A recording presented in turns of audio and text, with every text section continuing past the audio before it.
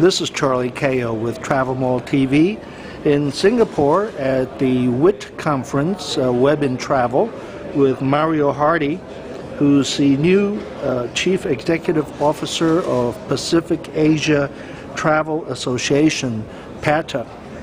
Nice to meet you. Welcome. Nice to meet you. Good morning.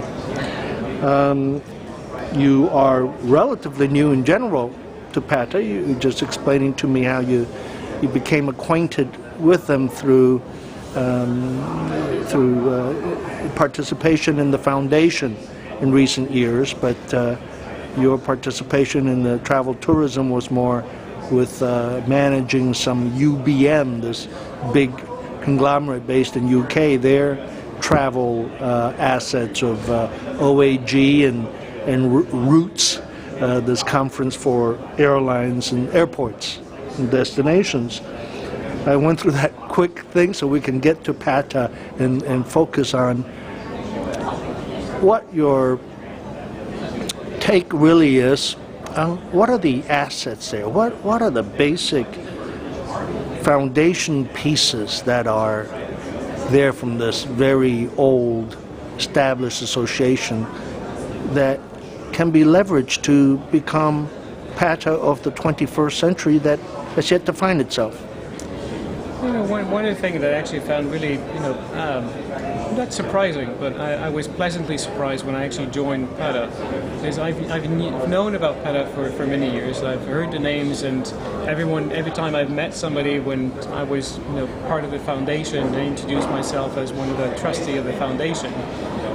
People revered past PATA and its past glory and all the good things they've heard about it for many, many years. So the brand of PATA is still very, very strong in people's mind, even today.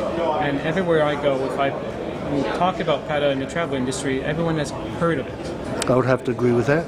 That's something they really know. So I think that the brand is still very there. It still has a lot of value. For the younger generations, that's something which is still not entirely known for students.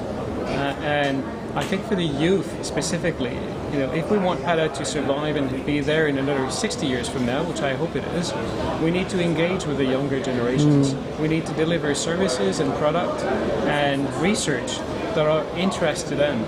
Events like this are fantastic for that, because this is about technology, and we're surrounded by technology today, and we can't ignore it. It's something that's part of our day-to-day life. And so our training academy in December is all on the theme of the future of tourism technology. Why? Because we want people to realize that there's certain aspects of technology being developed which will change the way we live and the way we travel in the next decade. So we have to embrace it and we have to endorse it. And the businesses that are members of PATA needs to learn about these technologies so they can actually adapt their businesses moving forward. And what else have you been thinking about moving forward that will be in your top 3 priorities as CEO of PATA? There are a lot of things we're going to focus on at PATA over the next 12 to 24 months. We're launching our new website on Saturday this weekend. A brand new layout and navigation will be much easier, but that's only one part of the change. What we're planning to do is over the coming month we'll be introducing new services into PATA to facilitate the connection in a network of individuals online to our platform. We also want to enhance our research that we actually currently do at the moment. So we publish our forecast, our tourism monitor. We have an online platform for data analytics. We're also looking at a job board, career boards. It's a very simple thing, but actually for our members to publish job vacancies they have, and for young people to come in and publish their resumes and their profiles, so we can actually match them together. We have a fantastic internship program at PATA where within a few months we'll receive hundreds and hundreds of applications for it. Everyone wants to come in and work as an intern in PATA, which is great. So we've already got that engagement, a start of an engagement with young people. We need to continue to expand to that. But also I think there are some serious issues that we need to deal with in our research next year. There are issues like the disbursements of tourism. If you think of destinations like Angkor Wat, for example, that's got millions and millions of visitors going every year. What about the rest of Cambodia? There are thousands of temples around Cambodia that people don't visit, that don't know about it. There's lots of other beautiful beaches in Cambodia that people don't go to. So what can we do as PATA to help destinations to disperse these tourists so that the economy and the wealth actually gets spread in the rest of the country?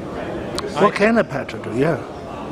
And I think what we can do is what I'd like to do over the next 12 months is dedicate a piece of research. We work in collaborations with the public and private sector to study that area and see what can destination do to encourage tourists to go into destinations and explore the rest of the country as opposed to always focusing on one central point. And I picked Cambodia as an example, but the same applies to many other destinations around Asia.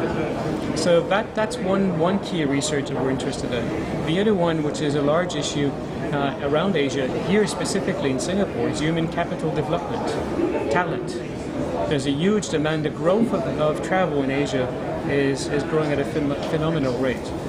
There's a huge demand for people working in hotels and resorts. There's a huge demand of pilots, of course, and other people that are required to work in tourism. But schools and universities are not training enough people to supply the demand. So we also need to look at that aspect of human capital education to make sure that we help universities, we help educate people that tourism is good. Tourism is a good career path for young people, so that there's enough people moving forward to supply the demand. The third aspect that I'm also interested is travel advisories. As you all know, we had a lot of disruptions in Thailand over the last 12 months. And travel advisories were issued against Thailand, preventing people going to the country, saying that treated Thailand is the same as Afghanistan or other countries. It is not. Thailand is perfectly safe. Yes, we have a martial law at the moment, but should it stop tourists from coming to the country? No. It's perfectly safe, it's beautiful, and life carries on as normal. So these travel advisories were probably written decades ago. The way they're actually assessed is probably also done decades ago. It needs to be changed, it needs to be reviewed, and I believe that PATA, in partnership with other associations, need to work together to get the governments to sit down and understand and review these travel advisories and find other ways to assess it, to make sure they're in touch with the reality. I'm listening to you, and you're saying some things that I had read from an earlier interview you did with God, I can't compare myself with Imtiaz as a journalist, but anyways, as I mentioned to you, I've been in the industry, travel tourism, for a long time, and friend of PATA for many, many years. And while I hear what you're talking about, I realize they're very important things for travel tourism in this part of the world. But the thing that you mentioned as a strength, the foundation, my original question was the PATA brand. And okay, so it's going to be the PATA brand and these things you talked about, research, youth, advisories and such, which, by the way, to me, added up together, still I'm going, so what's the secret thing Mario is really talking about that's going to turn PATA around? And we've been talking about it, hearing about it for years. The financial issues, relevance to its members, obviously, is a thing. But these are the key things that you think you, as CEO, can turn it around by making it meaningful, because these are important things. So you have a vision of how to do that. You see, the big challenge in PATA is we're unique. We're both private and public. We have governments who are members of PATA, and we also have private sectors who is member. That's a strength, and that's also a challenge from time to time. We have to satisfy both groups equally. And one of the opportunity for us is we have the ability to bring the two parties around the table to have these discussions about these very important issues in the industry. So that's the advocacy part. The three main themes I've mentioned about human capital, travel advisories, and disbursement of tourists, those I would call advocacy issues that really needs to be driven and dealt with. And our ability to bring the private and public sector around the table is one of the key benefits we can offer to our government members. The research part is also very key for them specifically. Our private sector members are mostly interested in doing business. They want to trade. They want to come into Asia and actually trade with other businesses. Asians want to trade overseas as well. So we need to bring actually platforms for them to do that. So we have events, we have our conferences and our exhibitions, where we actually bring people together to give them the ability to network, to do business and trade. So, as I said to other people in the past, why do people go to events? They go for three things. They want to be educated, they want to learn something. They want to go because they want to trade and do business. And yes, they also want to go and do socialize and see their old friends, the people they've met before. If we can offer these three items at every single event we do, the membership and the attendance of our events will continuously grow. So our focus over the next 12 months, while actually looking at these very serious issues that affects our industry, are still driven by we need to deliver our 4 key events we have next year.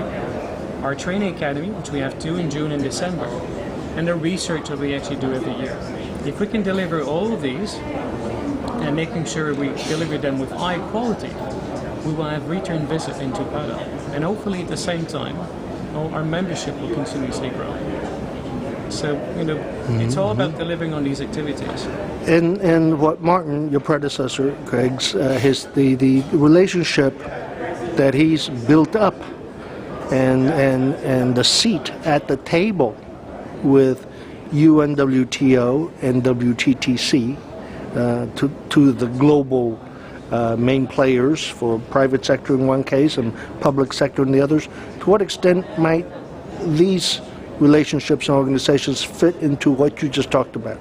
These relationships are very valuable to PADA, and they're equally valued by our partners, UNWTO, WTTC, and other trade associations as well. So Martin has done a fantastic job at lifting the profile of the organization, bringing us back to the same table as these other organizations, and we need to continuously maintain that relationship. So, when I speak about advocacy issues, the 3 that I've mentioned, we need to work with these other trade associations together and speak in a united voice when we go and speak to the public sector to address some of these issues. So these relationships are there and they need to be maintained. And do you visualize them playing a part in Asia Pacific in disbursement of tourists, managing, i.e. tourism expenditures and job creation, in terms of education and human resource, in terms of these things you talk about? They will be a player in it, and they have resources, of course. They can help. We all have resources, but combined we're much stronger.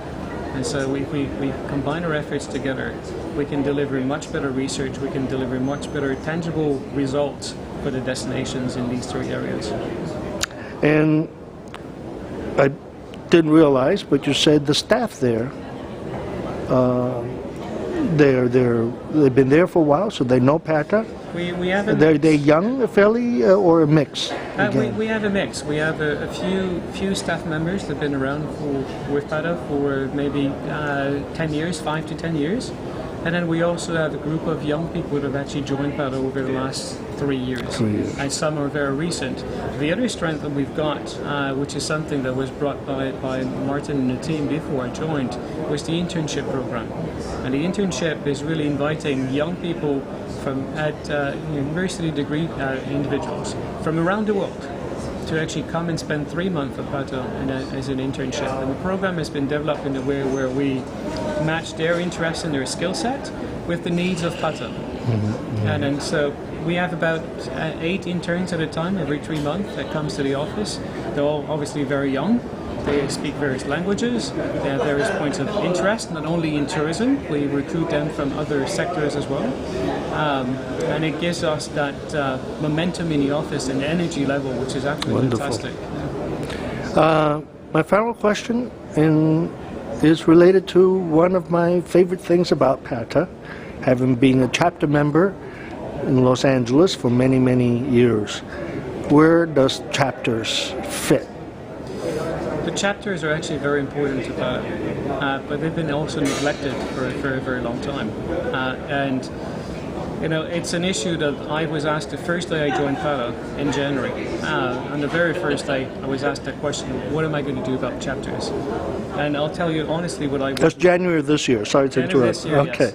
And I'll tell you what my answer was, and very honestly, my answer was nothing.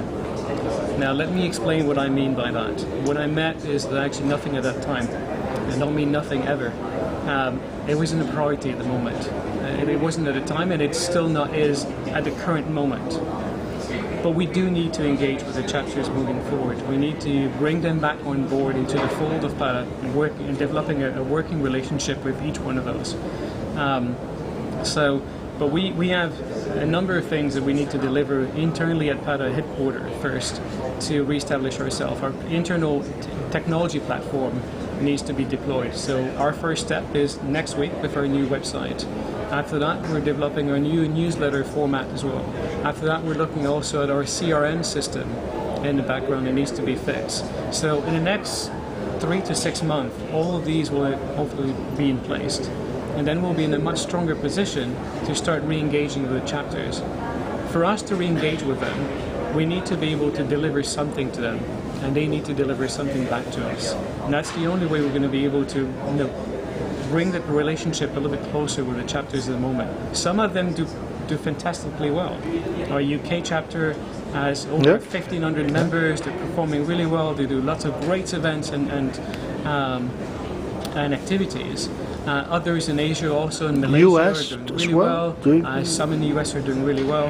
And so I think we need to bridge that gap that we've got. I think personally, personal opinion, so chapters will do fine. Sure, some engagement from home office headquarters can be helpful. Yeah. At the end of the day, what will make them thrive and exist, from what they are today, is that the head office HQ is strong and viable and sustainable. Yes. So I think your focus is right. Yes, that is exactly my focus for the next 12 months, is make sure that we're back the mothership. Sustainable. Yeah. Mario Hardy, Chief Executive Officer of PATA, thank you very much. Thank you.